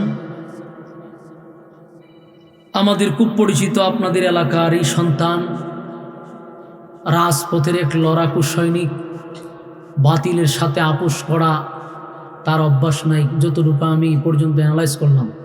আমাদের হাসানাত আব্দুল্লাহ ভাই, ঠিক না? আল্লাহ তাআলা আমার ভাইয়ের হায়াতে আমলে বরকত দান করুক। বাতিলের বিরুদ্ধে ওনার যথেষ্ট পরিমাণ ভূমিকা আছে। আল্লাহ এই রাজনীতির ময়দানে থাকি কবুল করুক, যার দ্বারা দিনের খেদমত হয়, যার দ্বারা দিনের কোনো ক্ষতি হয় এমন লোককে যেন আল্লাহ চেয়ারে না বসায়। সম্মানিত সুধী, এছাড়াও আরও অনেক অতিথিবৃন্দ এখানে আছেন। মেহরবানি করে আমরা যারা রাস্তাঘাটে আছি, দোকানপাটে আছি, অনর্থক বেহুদা নিষ্প্রয়োজনে আমরা সময় নষ্ট করতেছি, বিনয়ের সাথে বলবো আমরা ফ্যান্ডেলে চলে আসি। আমি হবিগঞ্জ থেকে দীর্ঘ সময় জার্নি করে আপনাদের এলাকায় আসছি, কিন্তু আপনারা এই রাস্তার থেকে লাইমা এখানে আসতে মন চাচ্ছে না। আমরা যদি বেঁচে থাকি, হায়াত থাকে, গল্প আড্ডা কিন্তু কালকেও মারতে পারবো, করতে পারবো, কিন্তু আগামীকাল বেঁচে থাকলে ওই মাহফিলটাতে দ্বিতীয়বার বসার কোনো সুযোগ নেই, বেঁচে থাকলেও নাই। আর বেঁচে থাকলে আপনি গল্প করতে পারবেন, আড্ডা মারতে পারবেন। তাহলে উচিত হলো এমন একটি বরকতপূর্ণ মজলিসে বসে যাওয়া, যতক্ষণ ফ্যান্ডেলে বসা থাকবেন নাযালাত আলাইহিমুস সাকিনা, উপর থেকে সাকিনা রহমত নাজিল হবে। সম্মানিত সুধী, মেহেরবানি করে আমরা বসে যাই। আপনারা ফ্যান্ডেলের ভিতরে বসলে যিনি কথা বলনেওয়ালা তার বলার আগ্রহ উৎসাহ তৈরি হয়। এরকম পরিস্থিতি যদি থাকে, যিনি কথা বলবে তারও তো কোনো আগ্রহ তৈরি হয় না। আমরা যেহেতু আসছি দিনের কিছু কথা শোনার উদ্দেশ্যে, তাহলে উচিত হলো আমরা ফ্যান্ডেলে বসে যাওয়া। আমি আপনাদের সামনে কথা বলবো, এর আগে আমরা শুকরিয়া আদায় করছি যে আল্লাহ আমাদের সুস্থ রাখছে। মুসলমানের এক ক্লান্তি লগ্নে দিনই কথা শোনার উদ্দেশ্যে এখানে বসতে পারছি, এই জন্য শুকরিয়া আদায় করছি আলহামদুলিল্লাহ। লক্ষ কোটি দুরুদ এবং সালাম আল্লাহর সৃষ্টির প্রধান আকর্ষণ জনাবে মুহাম্মদুর রাসূলুল্লাহ সাল্লাল্লাহু আলাইহি ওয়াসাল্লামের উপর। সম্মানিত সুধী, আমি আপনাদের সামনে সূরা ফাতাহ থেকে আয়াতি কারিমা তেলাওয়াত করছি। এই সূরাটি মূলত নাজিল হয়েছে একটা ঘটনাকে কেন্দ্র করে। কোরআন হয় কোনো ঘটনারে কেন্দ্র করে নাজিল হয়, অথবা কোনো প্রশ্নের উত্তরে আল্লাহ নাজিল করছে, অথবা কোনো সমস্যার সমাধান দেওয়ার জন্য নাজিল করছে। তিন কারণের যে কোনো এক কারণে আল্লাহ নাজিল করে থাকে। আমি যে সূরাটি আপনাদের সামনে তেলাওয়াত করলাম, এটা একটা ঘটনারে কেন্দ্র করে আল্লাহ নাজিল করছে। তবে এই সূরার শেষ অংশটুকু, শেষ অংশের আয়াতগুলি আগে নাজিল হয়েছে, এই সূরার প্রথম অংশটুকু পরে নাজিল হয়েছে। মুহাম্মাদুর রাসূলুল্লাহ ওয়াল্লাযীনা মাআহু আশিদ্দাউ আলাল কুফফারি রুহামাউ বাইনাহুম তারাহুম রুকআন সুজদা, এই যে অংশটুকু এটি আগে নাজিল হয়েছে। আর ইন্না ফাতাহনা লাকা ফাতহাম মুবিনা, এই শব্দটুকু শুরুতে নাজিল হয় নাই, পরে নাজিল হয়েছে। তাহলে আমরা আগে জানবো আল্লাহ কেন নাজিল করলেন, কোন ঘটনাকে কেন্দ্র করে কেন আল্লাহ এই সূরাটি নাজিল করলেন, এই বিষয়টা আমরা জানবো ইনশাআল্লাহ। কিন্তু মনোযোগ দিয়ে শুনলে আমি কোরআন থেকেই কথা বলবো, কোরআনের বাহিরে নয়। আপনাদের কি মনোযোগ আছে? আমি তো দেখা যে মনোযোগ এদিকে, আপনার মনোযোগ তো এদিকে দিতে হবে। কোরআনের থেকে তো অন্যদের দাম বেশি না, এদিকে তাকান। সূরাটার নাজিলের কারণ যদি না জানেন তাহলে আলোচনা বুঝবেন কেমনে? আমার কথা কি বুঝতেছেন? মনোযোগ দিয়ে শুনুন ভাই, কথা না বলি ইশারায় কাজ করেন। সূরা নাজিল হওয়ার যে মূল কারণ, তার প্রেক্ষাপট কিসের উপরে, কোন কারণে, কোন পরিপ্রেক্ষিতে আল্লাহ নাজিল করলো, এই বিষয়টা আমাদের একটু জানা। আপনারা ইশারায় কাজ করেন ভাই, কথা না বলি।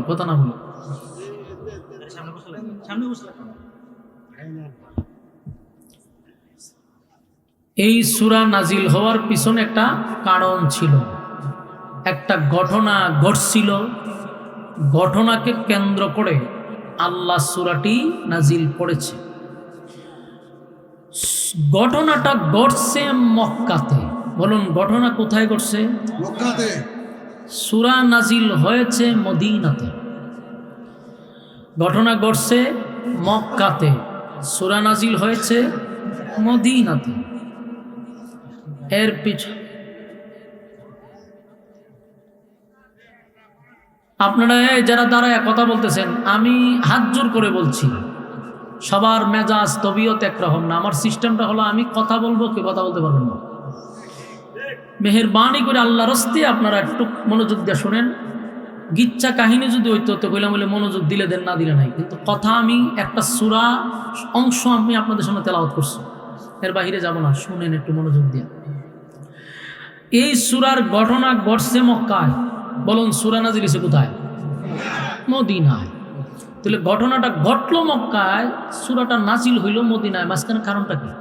আমরা তো জানি যেখানে ঘটনা ঘটছে তাকে কেন্দ্র করে আল্লাহ সূরা নাজিল করছে। কিন্তু ঘটনা ঘটলো মক্কায় গিয়া মদিনায় নাজিল হইল কেন? এই পুরা বিস্তারিত আমরা জানতে পারবো যদি মনোযোগ দিয়ে শুনি।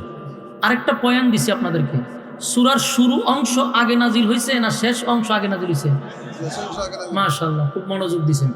শেষ অংশটুকু আগে নাজিল হয়েছে আর শুরুটা পরে নাজিল হয়েছে। আমি এটাও আপনাদেরকে বলে দিই, শুরুটা নাজিল হয়েছে রাসূলকে খুশি করার জন্য, শেষটা নাজিল হয়েছে সাহাবায়ে কেরামদেরকে খুশি করার জন্য। এই পয়েন্টগুলো যদি আপনি স্মরণ রাখেন, আলোচনার শেষে গিয়ে আপনি তৃপ্তি পাবেন, কারণ পয়েন্টগুলো আপনার মাথায় রাখতে হবে। সূরার শুরুটা তার হাবিব, তার বন্ধুকে খুশি করছে। সূরার শেষটা নবীর অনুসারী সাহাবায়ে কেরামদেরকে খুশি করছে। এখানে আরেকটা বিষয় দ্বারা কি ঘটছিল, কি হয়েছিল, যে সাহাবীদেরকেও খুশি করলো, নবীকেও খুশি করলো। এই ঘটনাটাই আপনাদের সামনে আমি বর্ণনা করতে চাচ্ছি। মনোযোগ আছে? আসুন। আমরা জানি রাসূলের জীবনীটা হলো 63 বছরের। এই 63 বছরের 3টা অধ্যায় আছে। প্রথম অধ্যায়, দ্বিতীয় অধ্যায়, তৃতীয় অধ্যায়। প্রথম অধ্যায় 40 বছর, এটাকে বলা হয় ক্বাবলান নবুওয়াত। দ্বিতীয় অধ্যায় 13 বছর মাক্কি জিন্দেগি। তৃতীয় অধ্যায় 10 বছর মাদানী জিন্দেগি। 40, 13, 10 কত হইল?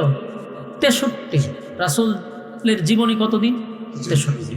এই হলো মোট 63। 3টা অধ্যায়ের 3টা কর্মসূচি এক না। 40 বছরের কর্মসূচি একরকম, 13 বছরের কর্মসূচি আরেক রকম, 10 বছরের কর্মসূচি আরেক রকম। 40 বছরের কর্মসূচি হলো নীরব, আদেশ নাই, নিষেধ নাই। কথা কি বুঝতেছেন? যেখানে আদেশ নাই, যেখানে নিষেধ নাই, এখানে শত্রুও নাই। বলুন, আদেশ নিষেধ না থাকলে কোনো শত্রু আছে? আপনি নেতাগিরি করেন, দেখবেন আদেশও করেন না, নিষেধও করেন না, ভালো বলেন না, মন্দ বলেন না, আপনার শত্রুও নাই, আপনার নেতাও না। কথা ঠিক নেই? নেতা হইতে গেলে আদেশও দিতে হবে, নিষেধও করতে হবে। রাসূল 40 বছর না আদেশ করলো না নিষেধ করলো। তাই দেখবেন ক্বাবলান নবুওয়াত 40 বছরের জীবন ইতিহাসে রাসূলের একটা শত্রুও নেই। কথা হয় না? আবু লাহাব নবীর ঘনিষ্ঠ, আবু জাহেল নবীর ঘনিষ্ঠ, কেউ নবীর বিরোধিতা করে নাই। সবাই উপাধি দিছে আল আমিন, নবী সত্যবাদী, আমানতদারী। শত্রু হইল 40 বছর পরে, আদেশও আছে, নিষেধও আছে। বলুন, 13 বছরের জিন্দগির মধ্যে আদেশও আছে, নিষেধও আছে, তাই নবীর শত্রুও আছে। তাহলে কর্মসূচি আমরা কি বুঝলাম? 40 বছর নীরব। এখন আসুন 13 বছরের কর্মসূচি কি? 13 বছর রাসূল আদেশও করছে, নিষেধও করছে। শত্রু বেড়ে গেছে, রাসূল রক্তাক্ত হয়েছে, গালি শুনছে, অত্যাচার সহ্য করছে, তবে কোনো প্রতিবাদ নাই। প্রতিবাদ করা যাবে না, একচাটিয়া একতরফা মারি খাইতে হইব। নয়ের যাতে না দেয়, হ্যাঁ মাস্টার একটু লামা। আপনি একটু খেয়াল করেন, এই 40 বছর শত্রু ছিল না, কিন্তু এই মানুষগুলো যারা বন্ধু ছিল 40 বছর, এরা 13 বছর ভয়ঙ্কর শত্রু হয়ে দাঁড়াইছে। কথা বুঝতেছেন? যেমন আবুল আহাব, আমরা জানি শুধু নবীর চাচা ছিল, এতটুকু সীমাবদ্ধ না। আবুল আহাবের 2 ছেলে নবীর 2 মেয়ের কাছে বিবাহ করাইছে। নবীর 2 মেয়েরে বিবাহ দিয়েছে কার কাছে? আবুল আহাবের 2 ছেলের কাছে। তাহলে সম্পর্ক আরো গভীর, একদিকে বাতিজা একদিকে বিয়াই, সম্পর্ক গভীর না কম? কত সম্পর্ক! কিন্তু এই সম্পর্ক থাকলো না 13 বছরের জীবনে। কেন? আদেশ নিষেধ। রাসূল যখন মানুষের কাছে বলল লা ইলাহা ইল্লাল্লাহ মুহাম্মাদুর রাসূলুল্লাহ, আল্লাহ ছাড়া কোনো মাবুদ নাই, কোনো ইলাহ নাই। মক্কার মানুষ তখন 3 ভাগে ভাগ ছিল, দ্বিত্ববাদী, তৃতীয়বাদী, বহুবাদী। কেউ 2 খুদা, কেউ 3 খুদা, কেউ বহু খুদা। বহু খুদা হইল যারা মূর্তি পূজারী, তারা বহু খুদায় বিশ্বাসী, এরার খুদার অভাব নাই। দেখবেন তুলসী গাছটারও ছাড়ে না, এটাও এরার খুদা। বাস্তব না বাস্তব? বহু খুদায় এরা বিশ্বাসী। আর রাসূল দাওয়াত দিলেন একত্ববাদী খোদা। ওই 3 দল একত্রিত হইয়া কয় আমরা বাপদাদার ধর্ম পালন করিতেছি, মুহাম্মদ এখন একত্ববাদী খোদার দাওয়াত দেয় কেন? শুরু হইল বিরোধিতা, শুরু হইল বাধা, চলতে থাকলো আস্তে আস্তে। কিন্তু আম্মাজান খাদিজা রাদিয়াল্লাহু তাআলা আনহা যতদিন বেঁচে ছিল, আবু তালেব নবীর চাচা যতদিন বেঁচে ছিল, ততদিন গালমন্দ করছে, বাধা দিছে, কিন্তু টাচ করে নাই। কারণ খাদিজা যদিও মহিলা নবীর স্ত্রী, কিন্তু পাওয়ার ছিল। খাদিজার সামনে দাঁড়ায় মক্কার মানুষ কথা বলার সাহস পাইত না। কেন জানেন? আম্মাজান খাদিজার কয়েকটা গুণে গুণান্বিত ছিল। 1 নাম্বার, খাদিজা তৎকালীন সময়ের শিক্ষিত একজন মহিলা ছিল। কেউ যদি উচ্চ শিক্ষিত হয়, মানুষ তাকে সম্মান করে, শিক্ষার গুণে, কথা হয় না? 2 নাম্বার, আম্মাজান খাদিজার বংশমর্যাদা ছিল, সম্ভ্রান্ত পরিবারের মেয়ে ছিল। বংশ যদি ভালো হয়, এই মানুষটারও মানুষ সম্মান করে। 3 নাম্বার হলো উনি শিল্পপতি ছিল, যার টাকা বেশি, অর্থ সম্পদ বেশি, এরও মানুষ সম্মান করে, কথা হয় না? টাকার কারণে সম্মান করে। 4 নাম্বার হলো তৎকালীন সময়ের সবচেয়ে রূপসী সুন্দরী ছিল আম্মাজান খাদিজা। মানুষ যদি সুন্দর হয়, সেক্ষেত্রে মানুষের সম্মান থাকে, কথা হয় না? এই 4 গুণে গুণান্বিত আম্মাজান খাদিজা। এটা তো বললাম ওনার বহু আগের কথা। পরবর্তীতে ওনার সম্মান আরো বাড়ছে, আল্লাহ যাকে সালাম দিছে। সেই আম্মাজানের সামনে দাঁড়ায় মক্কার মানুষ কথা বলতে সাহস পেত না। 2 নাম্বার হলো আবু তালেব, রাসূলের আপন চাচা। আবু তালেবের সামনে আঙ্গুল তুলে কথা বলার সাহস তখন ছিল না। যদি আঙ্গুল তুলছে, এই আঙ্গুল পরের দিন নাই। এর নাম হলো আবু তালেব। আবু তালেব নবীকে শেল্টার দিছে। নবীর বিরুদ্ধে কেউ কথা বললে আবু তালেব সবার আগে গিয়ে দাঁড়াইছে। কথা কি বুঝতেছেন? তাহলে নবী যতদিন দাওয়াত দিছে, এই 2 জন, আপনারা কথা না বইলা কি কাজ করেন জানা? বিরক্তির কারণ তো আপনারা কথা কইেন না। এখন একটু শীষ দিতেছে, এটা লামান। খুব মনোযোগ দিয়ে শুনেন, আপনারা ভালো লাগবে। কথাটা আগে বুঝলে আপনারা মজা পাবেন যে সূরাটা কেন নাজিল হলো। দেখেন, এই 2 জন ব্যক্তির একটা পাওয়ার তাহার কারণে নবীরে টাচ করতে পারে নাই, কিন্তু গালমন্দ করছে, বাধা দিছে, দাওয়াত দিতে দিছে না। কিন্তু একটা সময় আল্লাহর রাসূল সাল্লাল্লাহু আলাইহি সাল্লাম দ্বীনের দাওয়াত দিতে গিয়া গালমন্দ শুনছে। যখন আম্মাজান খাদিজা দুনিয়ার থেকে বিদায় হয়ে গেল, আবু তালেবও বিদায় হয়ে গেল। যেই 2 জন লোক নবীকে শেল্টার দিত, তারা অলরেডি চলে গেছে। এখন তো নবীর উপরে মক্কার মানুষ খেপে গেছে। কারণ রাসূলুল্লাহ সাল্লাল্লাহু আলাইহি সাল্লামকে এখন মারলে, গালি দিলে আর ওনার পক্ষে কথা বলার লোক নেই। কারণ আবু জাহেলও বিরুদ্ধে চলে গেছে, আবু লাহাব বা আপন চাচা হইয়া নবীর বিরুদ্ধে চলে গেছে। এই পর্যায়ে ওনার পাশে দাঁড়ানোর মতো কেউ নেই। তাই মক্কার মানুষ আল্লাহর রাসূলের উপরে খেপে গেল যে না, আমাদের বাপদাদার ধর্ম ডুবাইয়া তোমার ধর্ম প্রচার করতে দিব না। শুরু করলো নির্যাতন। নির্যাতন কারে কয়? নির্যাতনের স্টিম রোলার চাপাইয়া দিছে। বর্বরের যুগ, জাহিলিয়াতের যুগ, মাইরের সিস্টেমও ভিন্ন। সাহাবায়ে কেরাম নবীর কাছে বারবার বলতেছে, হুজুর এত নির্যাতন করতেছে, সহ্য করতে পারতেছি না। কিন্তু আল্লাহর পক্ষ থেকে বলা হয়েছে কোনো প্রতিবাদ করা যাবে না। তাহলে মাক্কি জিন্দেগির 13 বছরটা ফলো করবেন, কর্মসূচিটা একটু খেয়াল করবেন। শুধু একতরফা একচাটিয়া মার খাইছে, কিন্তু প্রতিবাদ চক্রাঙ্গায়া তাকায় নাই, কারো কাছে গিয়া নত হয় নাই, মার খাইছে কিন্তু প্রতিবাদও করে নাই। চলল 13 বছর। মক্কার বেঈমানরা চিন্তা করলো মারতেছি কিন্তু মোহাম্মদকে ধমানো যাচ্ছে না। এরা একটা বৈঠক করছে যে মোহাম্মদকে চিরতরে পৃথিবীর থেকে সরাই দিতে হবে। আপনারা এই এলাকা যদি নাউজুবিল্লাহ তাহে তাহলে কইতে পারেন আছে থাকলে কইবেন। চিন্তা করে দেখেন, সব সাইডে বাধা দিয়া রক্তাক্ত কইরা 13 বছর একসাটিয়া একতরফা মানল। এখন সিদ্ধান্ত নিছে রাসূলকে চিরতরে দুনিয়ার থেকে বিদায় করে দেবে, নাউজুবিল্লাহ। এর মধ্যে মিটিংয়ে বসতে পড়ে একজন মুরব্বী আসছে। মুরব্বী আসে দেখে আবু জাহেলে মিটিংয়ের মধ্যে বক্তব্য দিতেছে। তখন আবু জাহেল এই মুরব্বীরে বলল, আপনি বসেন, জানেন আমরা কোন বিষয় নিয়ে আলোচনা করতেছি? মুরব্বী কয়, আমি সব জানি, তোমরা মোহাম্মদকে মারার জন্য ষড়যন্ত্র করতেছো। কেছিল আপনাদের আমরা ভালো জানেন? বলে হয়। তো একজনে বললো, মোহাম্মদকে আমরা দূরে কোথাও নিয়ে রেখে আসি। বিভিন্ন মত প্রকাশ করছে। আবু জাহেল এখন, না, আমরা মোহাম্মদকে হত্যা করব। ওই মুরব্বী কয়, তোমার প্রস্তাবটা আমার খুব পছন্দ হয়েছে, নাউজুবিল্লাহ। ওই মুরব্বীকে জানেননি? এটা হলো মিস্টার ইবলিস। তৎকালীন সময় এই ইবলিসে মানুষের সুরত ধরত। ইবলিসে কয়, এই প্রস্তাবটা আমার খুব ভালো লাগছে। তো তারা এই সিদ্ধান্ত নিছে যে রাসূলকে তারা কি করবে? হত্যা করবে। তো আল্লাহর রাসূলের কাছে জিব্রাইল আসছে, এসে বলল, হুজুর, পুরা মক্কাতে আপনার নিয়ে কিন্তু একটা ষড়যন্ত্র চলতেছে, যে কোনো সময় তারা আপনাকে হত্যা করতে চেষ্টা করবে, আপনি কিন্তু প্রস্তুত থাকেন। আল্লাহর রাসূল করল কি, হযরত আবু বকর সিদ্দিক রাদিয়াল্লাহু তাআলা আনহুকে বলল যে কোনো সময় আমার কাছে খবর আসতে পারে মক্কা ছাড়ার, আমি মদিনায় চলে যেতে পারি, তবে সফরটা হবে রাতের বেলা, সঙ্গী হবে তুমি। এটা রাসূল আরো কয়েক মাস আগে আবু বকরকে জানাইয়া দিছে।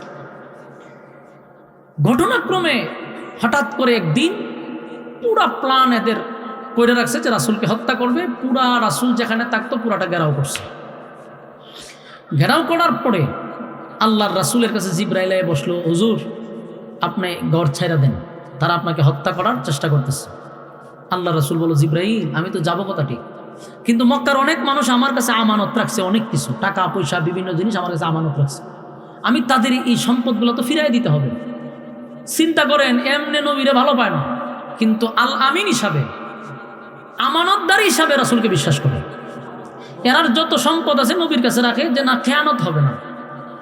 কারণ আল্লাহ রাসূল চলে যাবে, এই মালগুলা তো ফেরত দিয়ে যেতে হবে।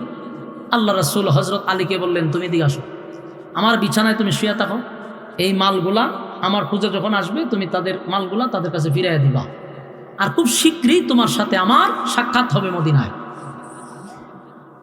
আল্লাহর রাসূলকে যখন চতুর্দিক দিয়ে ঘেরাও করলো, আল্লাহ রাসূল সাল্লাল্লাহু আলাইহি সাল্লাম তখন ঘর থেকে বাহির হয়ে গেছে। বাহির হইয়া দেখেন, রাসূল যখন বাড়িছে তখন এই আয়াতটা পড়ছে, وَجَعَلْنَا مِنْ بَيْنِ أَيْدِيهِمْ سَدًّا وَمِنْ خَلْفِهِمْ سَدًّا فَأَغْشَيْنَاهُمْ فَهُمْ لَا يُبْصِرُونَ। এই আয়াত কইরা রাসূল বালুর মধ্যে ফু দিয়া এভাবে ছেড়ে দিছে। তো যারা বাহিরে ঘেরাও করে খার রয়েছে না, সবার চোখে গিয়া পড়ছে এই বালু। এরা চোখ এইভাবে কস্তাইতে করতেছে, আর রাসূল এদের সামনে দিয়া বেরিয়ে গেছে। তারা বলতে পারে না বেরিয়ে গেছে, আল্লাহ তার রাসূলকে হেফাজত করছেন, রাসূল চলে গেছে। এরা চোখ টুক কসলাইয়া ঘরের ভিতরে ঢুকছে। ঘরের ভিতরে ঢুকে দেখে কম্বল মুড়ি দিয়ে একজন শুয়ে আছে। এরা তো ভাবছে 100% আল্লাহ রাসূল শুয়ে আছে। তারা তরবারি নিয়ে আঘাত করার আগে একজনে কয়, আগে কম্বল সরা। কম্বল সরাইয়া দেখে গভীর ঘুমে হযরত আলী। সুবহানাল্লাহ। আচ্ছা, আমার একটা প্রশ্নের জবাব দেন, এই সিচুয়েশনে কারো ঘুম আসবে? ঘুমের বড়ি খাইয়া ঘুম আসবে, ট্যাবলেট খাইয়া ঘুমাইলে ঘুম আসবে? কারণ আপনি তো নিশ্চিত জানেন যে আল্লাহ রাসূল মনে করি তো আপনাকে হত্যা করা হবে, আমি ঘুমাই কেন? হযরত আলী বলেন, আমি শুয়ে আছি আর কম্বল সরাইছে, আমি গভীর ঘুমে, হ্যাঁ আমার ডাক্কা তুলছে, ঘুম থেকে জাগ্রত হয়ে দিই, সর্বনাশ, বললাম টল্লম লইয়া খারা। কিরে, ঘটনা কি? আমরা তো জানি এখানে মোহাম্মদ শুয়ে আছে, এটা তো আলী ঘুমা। এখন তো তার অবাক হয়ে গেছে, আলী গান তো আলী ঘুমানোর কথা না। তখন বললেন, তুমি এখানে কিভাবে? বলে, আল্লাহ রাসূল চলে গেছে, আমার এখানে শুয়ে রাখছে, কারণ মক্কার অনেক মানুষ রাসূলের কাছে আমানত রেখে গেছিল জিনিসপত্র, আমি এগুলো ফিরিয়ে দেওয়ার জন্য এখানে শুয়ে আছে। পরবর্তীতে ওই বেঈমানদের মধ্যে সবাই জিজ্ঞাসা করছে, আচ্ছা একটা বিষয় জানতে চাই, তুমি যে এখানে পুরা গভীর ঘুম দিয়ে তোমাকে আমরা জাগ্রত করলাম, তোমার কি ভিতরে ভয় ছিল না? আমরা যদি কম্বল না সরাই তোমার হত্যা করতাম, তোমার ভিতরে কি ভয় নাই? তুমি ঘুম আসলো কিভাবে? হযরত আলী বলেন, আমি যাবৎ যত ঘুমাইছি এরকম আরামের ঘুম আমার কখনো হয়েছে না। এত গভীর ঘুমে আমি কখনো যাইনি। কারণটা কি বলো? কারণটা হইল আমার ভিতরে কোনো ভয় ছিল না। কেন ছিল না? রাসূল আমাকে একটা কথা বলে গেছিল যে খুব শীঘ্রই তোমার সাথে আমার সাক্ষাৎ হবে। কোথায়? মদিনা। রাসূল যেহেতু বলছে মদিনায় আমার সঙ্গে সাক্ষাৎ হবে, আমি নিশ্চিন্তায় আমি ঘুমাইছি যে অবশ্যই রাসূল বলছে আমার সঙ্গে সাক্ষাৎ হবে, তাহলে আমাকে পৃথিবীর কেউ আর হত্যা করতে পারবে না। আপনারা কি ওয়াজ শুনবেন? মনোযোগ দেন। আপনাদের আবেগের কারণে অনেকের মান বাড়ে না, কমে যায়, কিন্তু নেতারার মান কিন্তু আপনারা কমান। অতিরিক্ত আবেগ দেখেন না, বৈশাখ ওয়াজ শুনেন। উনি যথাসময় আসবে, কথা হয়েছে আমার, বসেন, কমিটির সাথে কথা হয়েছে, আপনারা উঠতেন না, বয়ান ছেড়ে দিব, বসেন, খুব খেয়াল করেন। আলী বলেন, আমার এইটা বিশ্বাস ছিল পৃথিবীর কেউ আমাকে হত্যা করতে পারবে না, কারণ আমার নবী বলছে মদিনায় নবীর সঙ্গে সাক্ষাৎ হবে। তাই আমি নিশ্চিন্তা ঘুমাইছি। সুবহানাল্লাহ।